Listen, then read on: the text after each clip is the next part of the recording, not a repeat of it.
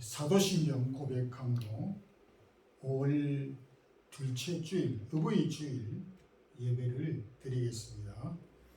전능하사 천지를 만드신 하나님 아버지를 내가 믿사오며 그 외아들 우리 주 예수 그리스도를 믿사오니 이는 성령으로 인도하사 동정녀 마리아에게 나시고 본디오 빌라도에게 고난을 받으사 십자가에 못 박혀 죽으시고 장사한 지 사흘 만에 죽은 자 가운데서 다시 살아나시며 하늘에 오르사 전능하신 하나님 우편에 앉아 계시다가 저리로서 산 자와 죽은 자를 심판하러 오시리라.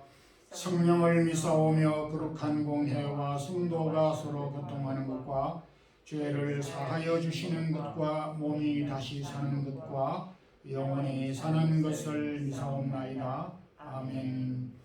찬양과 영광을 주께 돌립니다.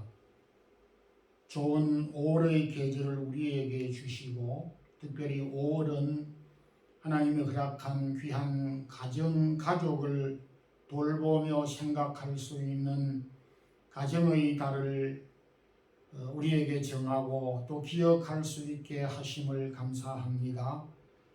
우리 가정 속에 속하여져 있는 우리 온 가족들, 특별히 그 가운데서 어린 자녀들 믿음으로 바르게 양육받을 수 있게 하시고 또한 학교 생활, 사회 생활, 대인관계, 공동체 생활을 잘 훈련받을 수 있게 하시고 또한 하나님께서 부모를 통하여 자녀들을 믿음으로 양육받기를 원합니다.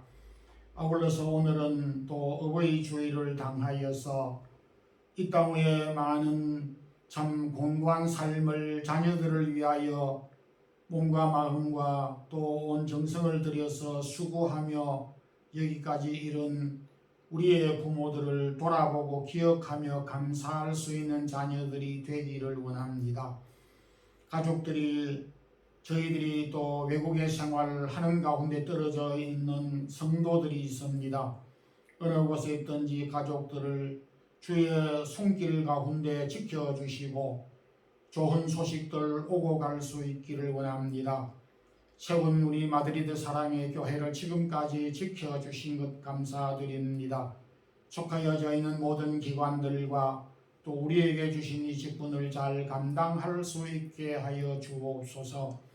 주님, 또한 저희들이 이날도 주 앞에 받은 바 은혜를 기억하고 몸과 마음을 드리며 우리의 마음을 열어 주께 예배를 드립니다. 받아 주시옵소서.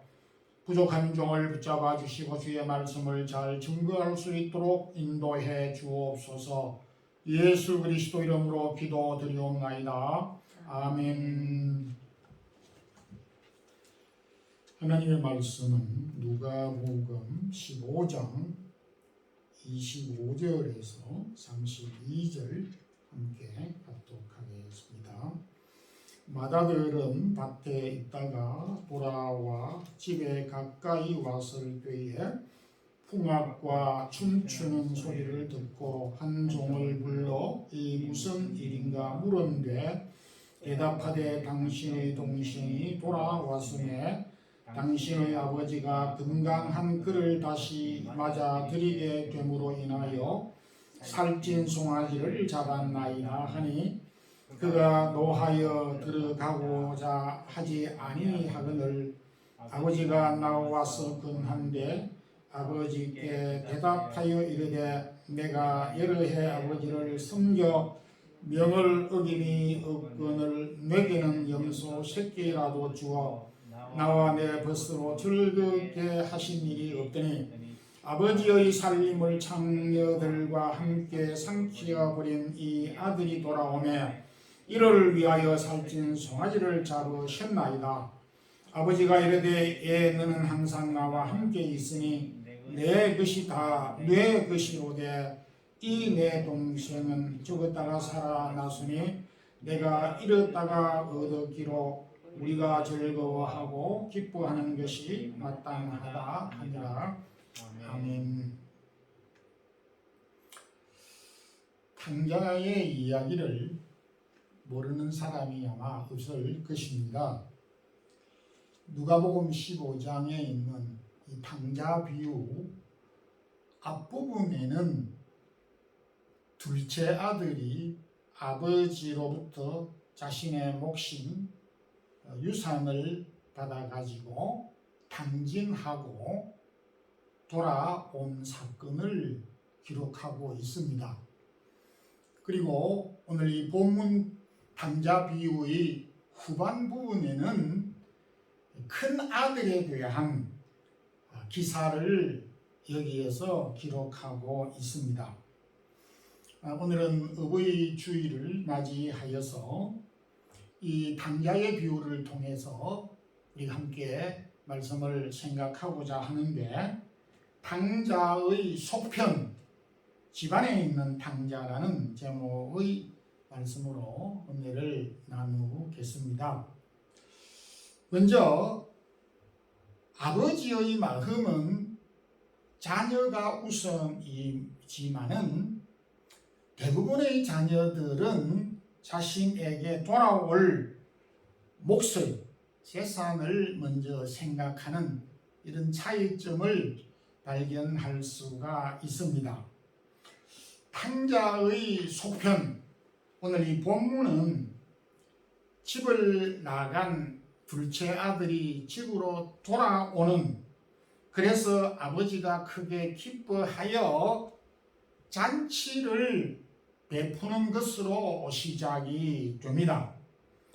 탕자의 아버지는 둘째 아들이 그야말로 죽었다가 다시 살아왔다고 하는 생각을 가지고 기쁨에 가득 차서 큰 잔치를 베풀게 됩니다.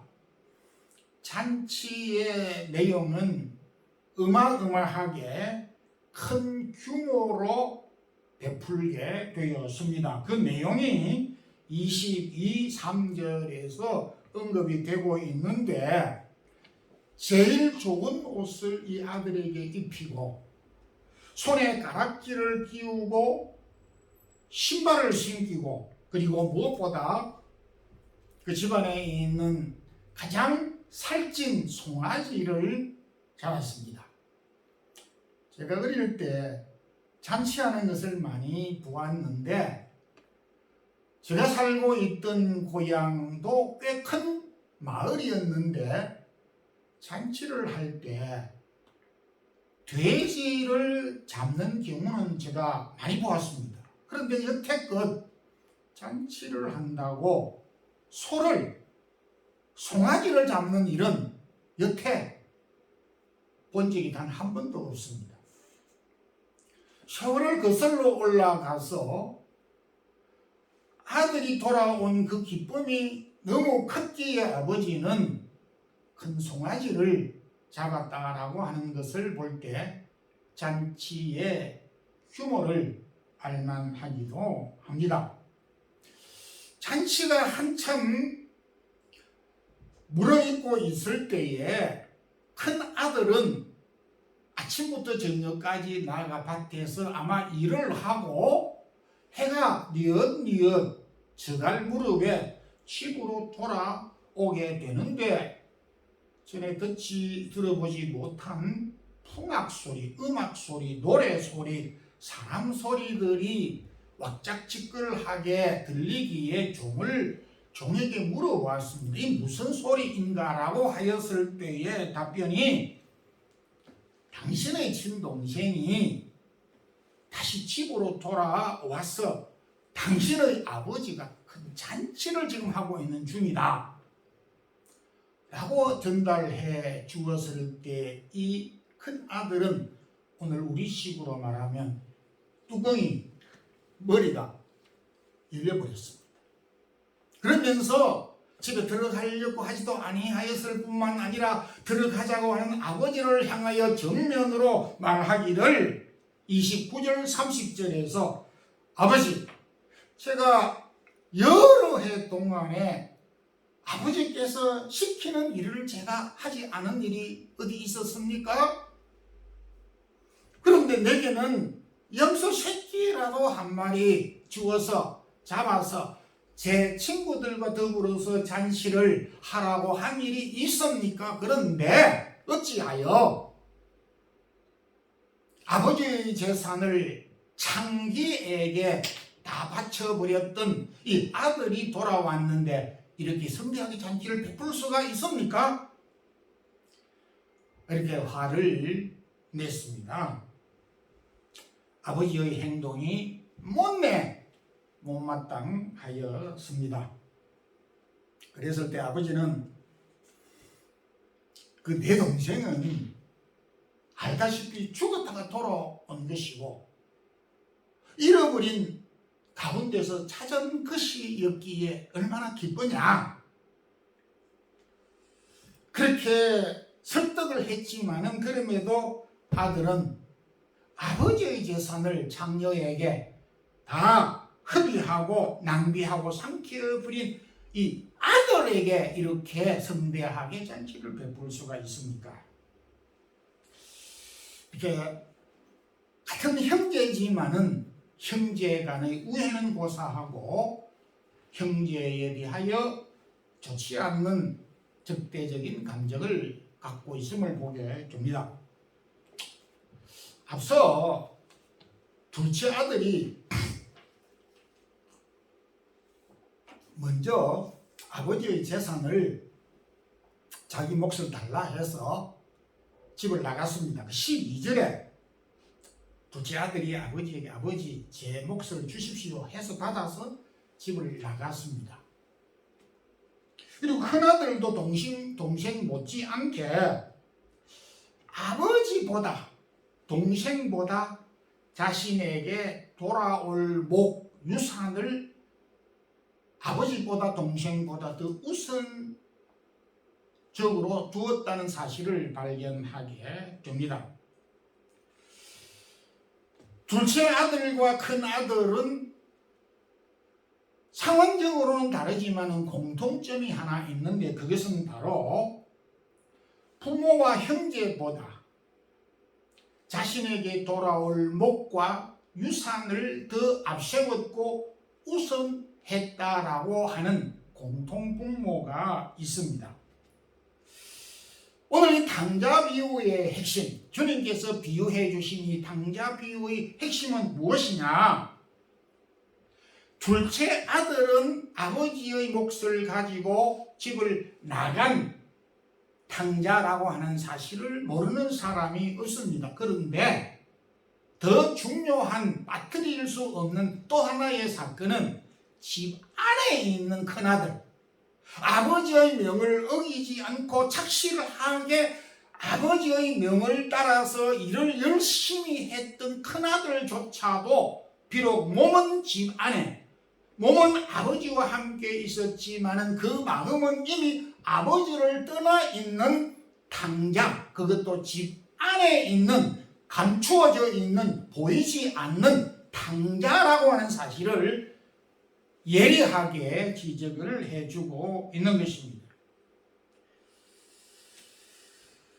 사실 부모와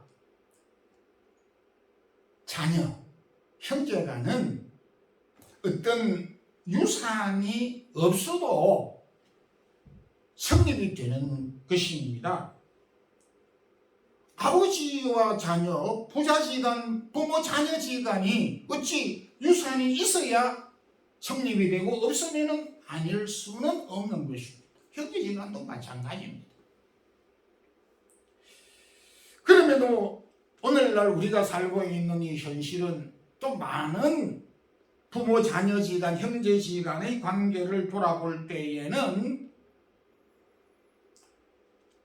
부모, 자녀, 형제보다도 자신에게 돌아올 유산과 분깃에 더 우선을 두고 있다는 사실을 우리는 결코 부인할 수가 없습니다. 오늘도 여전히 아버지와 형제보다 돌아올 분깃과 재산의 우선권을 둔 잘못된 가치관, 탕자의 가치관이 오늘 많은 사람들을 점령하고 있고 많은 사람들의 생각 속에 자리 잡고 있다는 사실을 누구도 부인하지 못합니다. 여러분, 우리가 부모가 소중하지 않습니까? 그것도 재산보다도 유산보다도 형제가 재산 얼마보다도 소중한데, 근데 오늘은 현실적으로 그렇지 못한 경우를 많이 봅니다. 오늘 이 탕자 비유의 말씀은 우리가 적어도 부모를, 형제를 나한테 돌아올 유산보다 못하다고 생각하면 우리 또한 탕자라고 밖에는 말할 수 없고 우리 또한 탕자일 수밖에 없다는 사실을 말씀하고 있는 것입니다. 내가 보기에는 부모 자격이 없고 동생, 언니, 오빠, 누나 미흡한 부분이 많고 미흡다고 생각하지만은 부모의 눈에는 모든 자녀들이 사랑스럽고 또한 소중한 자녀들인 것입니다. 오늘 이 탕자 비유는 집안에 있는 이 큰 아들을 보면서 적어도 우리는 형제지간을 유산보다도 더 소중하게 생각해야 한다라고 하는 이런 뚜렷한 교훈을 주고 있기에 우리 어버이 주의를 우리가 생각하면서 우리의 부모는 말할 것도 없지만은 우리의 형제, 자매, 동료를 우리가 소중하게 생각하는 이런 가치관을 다시 한번 되새길 수 있기를 소망합니다. 이 탕자 비유에서 첫 번째 아들을 통해서 우리에게 보여주는 또 한 가지는, 큰 아들은 동생이 집을 나갔다가 다시 돌아온 이 동생은 형제로 보였던 것보다는 자신의 몫을, 자신의 품깃을 또 빼앗으려고 하는 침략자 정도로 생각했다는 것입니다.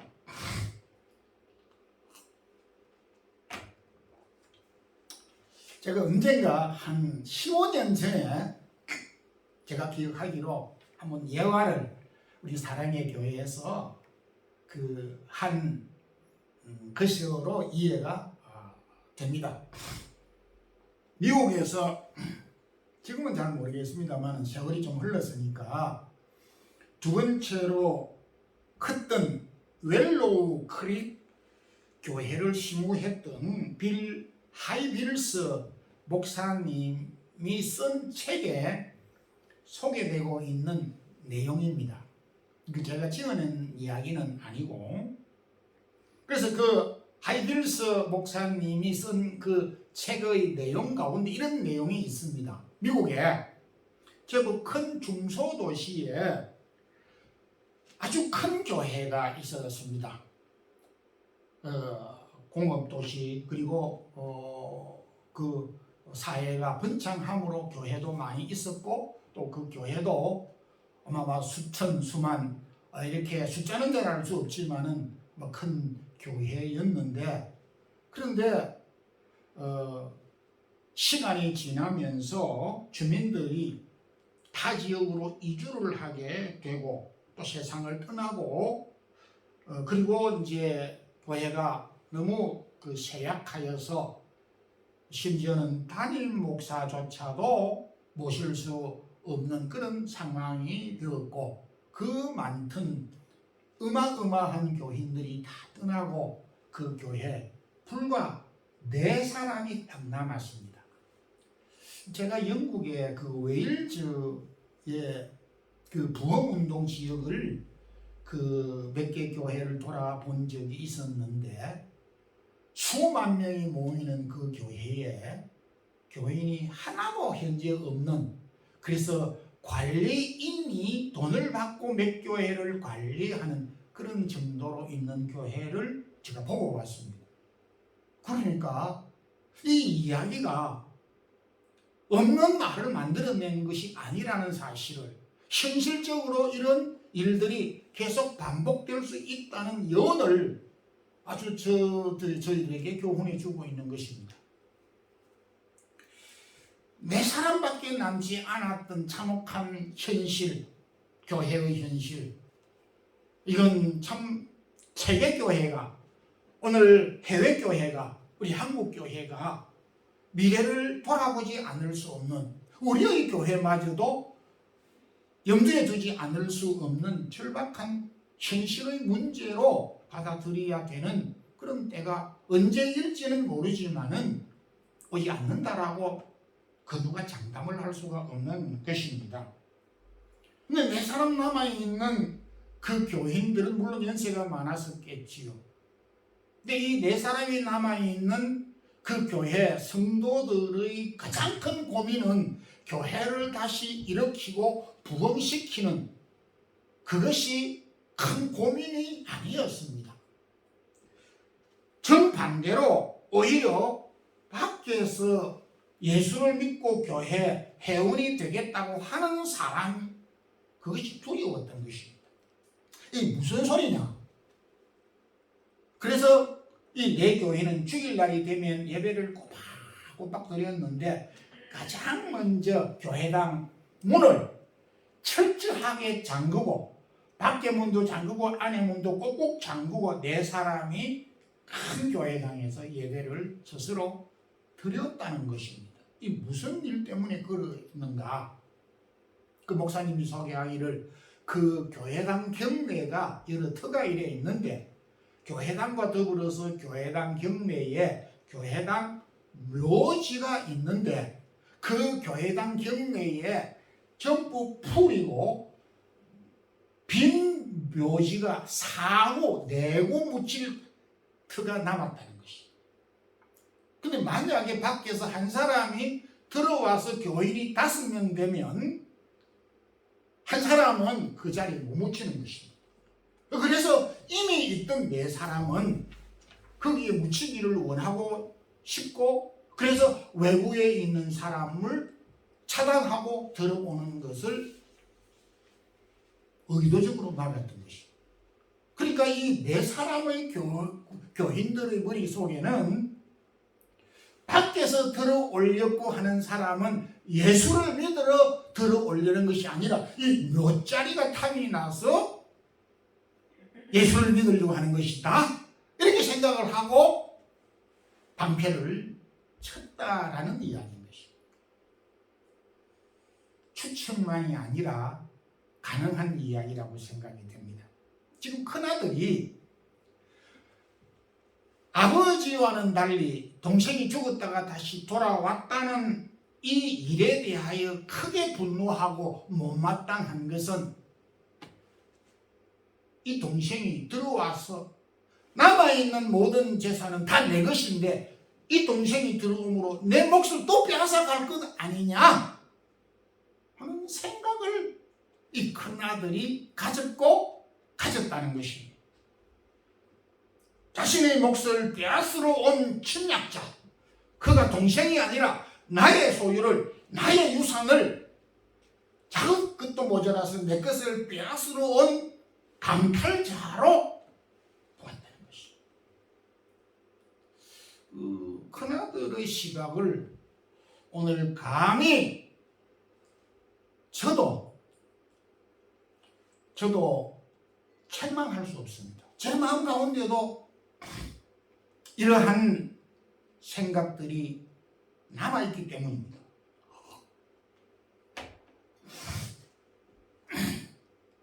가인이 아벨, 그 착한 아벨을 살인한 것은 경쟁자로 보았기 때문인 것입니다.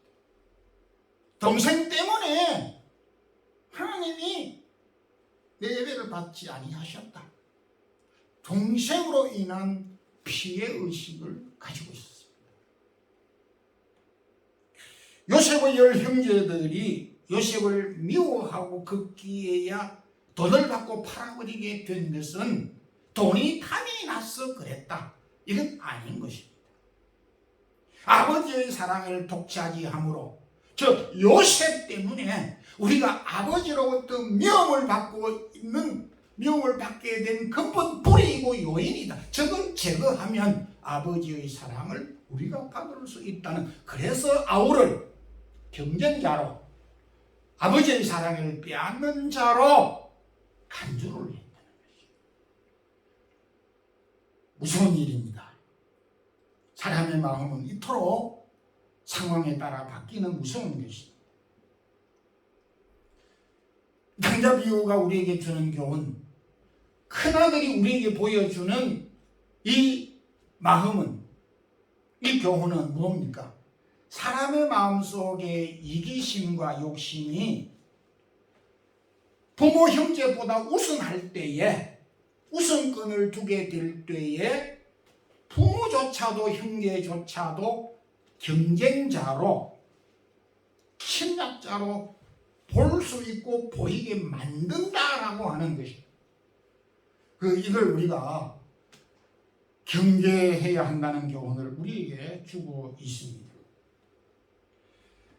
물질에 사로잡히게 되고 물질의 욕심을 우리가 다스리지 못하면은 부모도 형제도 경쟁자이고, 그리고 나의 모든 것을 빼앗는 침략자라고 하는 의식을 갖게 되는 것입니다.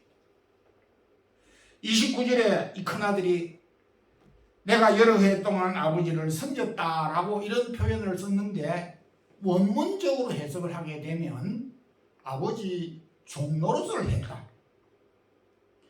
주인과 종의 관계라고 이렇게 그는 생각을 했습니다. 내가 아버지 밑에서 꼼짝하지 않고 열심히 일을 하면은 아버지 재산을 나한테 물려줄 수밖에 없고 나는 받을 수 있는 자격을 가지고 있다라고 생각을 하면서 부모 자녀 지간의 관계가 이 공동체 관계로 바뀌는 생각을 하고 있었습니다. 적어도 우리 부모 형제 가족 관계는 이익의 관계에 우선하지만은 오늘 현실은 이 관계가 뒤바뀌게 되는 그런 불행을 우리가 가지고 있습니다. 오늘 이 탕자 비유에서 우리에게 보여주는 것은 부모 형제는 결코 경쟁자도 부모의 사랑을 빼앗는 약탈자도 아니다라는 사실을 보여주고 있습니다. 오히려 바울은 디모데전서 5장 8절에 누구든지 자기 친족 특히 자기 가족을 돌아보지 아니하고 믿음 아니하는 자는 믿음을 배반하는 자요, 이는 불신자보다 더 악한 자다. 어마어마한 이런 경고를 우리에게 해주고 있기에 우리는 부모에 대하여서도 그러하지만은 형제에 대하여서도 신실한 믿음의 형제가 되지 않으면은 안 된다는 것을 교훈해주고 있습니다. 그리고 마지막으로 아버지와의 탕자, 집안에 있는 큰아들의 이야기는 누가복음 15장으로서 엔딩을 끝내는 것이 아니라 계속 진행되고 있다라는 것입니다. 주님께서 이 탕자 비유를 하신 이 내용의 근본 대칭은 여기에 둘째 아들은 당시 사회에 바로 누구를 이야기를 했느냐 하면 세리와 죄인들을 당시 기존 사회 속에서 버림받고 그리고 소외된 세리와 죄인들을 둘째 아들로 비유를 했고, 그리고 맏아들 큰 아들은 바로 바리새인들과 서기관, 당시의 기득권을 가지고 있는 자들을 큰 아들로, 그리고 아버지는 하늘에 계신 하나님 아버지를 비유한 그 내용인 것입니다. 이러한 시스템은 오늘 우리가 살고 있는 이 시대에도 여전히 가정 안에서, 사회 안에서 공존하고 있습니다. 본문에서 아버지는 둘째 아들이나 큰 아들이 잘못을 하였음에도 그렇게 그 사실을 수용해 주었습니다. 더군다나 당시 바리새인들과 서기관들이 세리와 죄인들을 막 그냥 비판하고 못살게 굴었지만은 오늘 이 비유에서 하나님 아버지는 이 둘째 아들 세리와 죄인 둘째 아들이 허랑방탕하였지만 용납해 주었고, 큰아들 바리새인과 세리의 잘못도 있지만은 그들도 용납받아야 하고 용서를 받아야 되는 대상으로 해석을 하고 해주고 있는 것입니다. 무엇보다 중요한 것은 아버지가 큰아들의 이 잘못된 가치관을 이렇게 받아주면서 설득을 했습니다. 내 동생은 죽었다가 다시 살아왔고 잃었다가 다시 찾은 동생이지 않느냐? 그리고 나한테 있는 이 모든 재산은 다 내 것이 아니냐? 이렇게 하면서 아버지는 큰아들에게 설득을 했습니다. 그런데 둘째 아들은 회개하고 다시 아버지 품으로 돌아왔지만 큰아들은 아버지가 이렇게 했을 때에 제가 잘못했습니다. 동생을 동생처럼 받아들이겠습니다. 제 생각이 잘못됐습니다. 라고 그렇게 해피엔딩으로 끝나지 않습니다. 아버지의 근거로 본문 내용이 마감하고 있습니다. 다시 말해서 결론 부분을 침묵하고 있다는 데 우리가 주목할 필요가 있는 것입니다. 이것은 말씀을 듣는 사람이 이 부분에 대해서 책임을 지고 답을 해야 한다라고 하는 의미도 담겨져 있습니다. 오늘 말씀을 듣는 모든 사람들이 이 말씀을 듣고 우리 스스로가 결정해야 되고 선택해야 할 부분, 남아있는 과제이다 라고 하는 사실을 교훈해 주고 있습니다. 참 우리가 살면서 가족, 가정 불러도 참 마음이 푸근한 그런 이름입니다. 우리에게 부모, 우리에게 형제, 자매, 언니, 누나, 오빠, 동생 소중한 것입니다.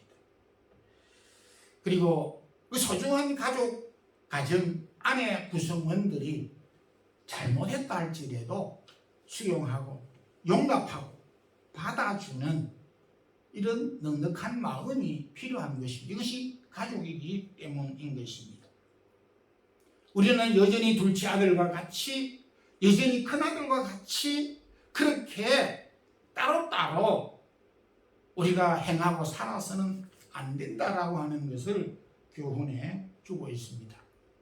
오늘 이 본문은 가족의 중요성과 특히 부모의 중요성과 형제간의 중요성, 비록 형제간들이 서로 다투고 잘못했다 손치더라도 용납하고 수용하고 사랑으로 화해해야 될 것을 교훈해 주고 있는 말씀이기에 오늘도 여전히 우리가 큰아들로 계속 남아 있어도 되지 아니하고 여전히 둘째 아들 집을 나간 상태로 있어도 되지 아니하는 둘째 아들이 다시 돌아왔듯이 큰아들도 다시 아버지께로 돌아오는, 그래서 하나님 앞에 아름다운 믿음의 자녀, 아름다운 아버지의 아들들이 되어야 할 것을 교훈해 주고 있기에 오늘도 우리의 부모를, 우리 형제를 다시 돌아보면서 결핍된 부분을 우리가 발견하고 풍성한 사랑의 형제, 부모, 자녀의 관계가 되기를 주님 이름으로 축원합니다. 기도하겠습니다.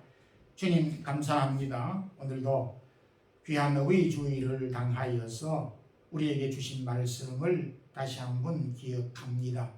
오늘도 이 땅 위에 계신 우리의 부모를, 이 땅 위에 함께 더불어 살아가고 있는 형제, 자매, 언니, 오빠, 동생, 형제간들을 우리가 돌아볼 수 있고 우리의 부족한 부분들을 다시 생각하면서 성찰하면서 연약한 부분들을 용납하고 용서하는 그런 형제간들이 되도록 도와주옵소서.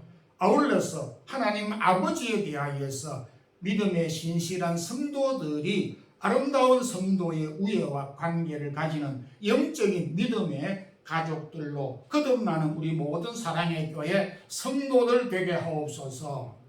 예수 그리스도 이름으로 기도드리옵나이다. 아멘. 주 예수 그리스도의 크신 은혜와 하나님 우리 아버지의 무한하신 사랑과 성령의 교통하심이 어버이 주일을 맞이하여서 우리가 이 땅 위에 살아계신 부모님에게 또 함께 우리가 살아가고 있는 형제간들을 서로 우애하고 사랑하며 아울러서 영적으로 하나님 아버지에 대한 신실한 믿음과 아울러서 몸된 교회에 속하여져 있는 모든 성도들이 믿음의 형제 자매로서 아름다운 관계를 유지하고 힘쓰고 살아가기를 원하는 우리 모든 성도들 가정 위에 이제부터 영원토록 함께 있을지어다. 아멘.